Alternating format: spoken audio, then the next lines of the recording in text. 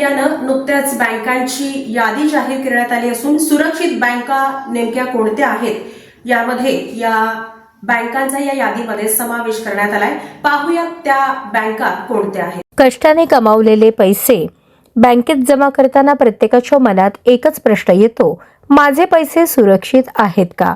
जर तुमचे state bank of India, HDFC bank किंवा ICICI बँकेत खाते असेल तर रिझर्व्ह बँक ऑफ इंडियाकडे तुमच्यासाठी खूप दिलासादायक बातमी आहे।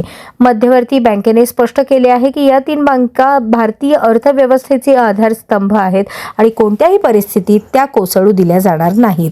लोक अनेकदा सरकारी बँकांना खासगी बँकांपेक्षा सुरक्षित मानतात, परंतु RBIची ही यादी या मथळाला मोडून काढते। या यादीत एका सार्वजनिक क्षेत्रातील बँक SBI आणि 2 खासगी क्षेत्रातील बँका HDFC आणि ICICI यांचा समावेश आहे। त्यांच्या DSIB दर्जामुळे रिझर्व्ह बँकेचे या बँकांवरचे नियंत्रण नियमित बँकांपेक्षा खूपच कडक आहेत।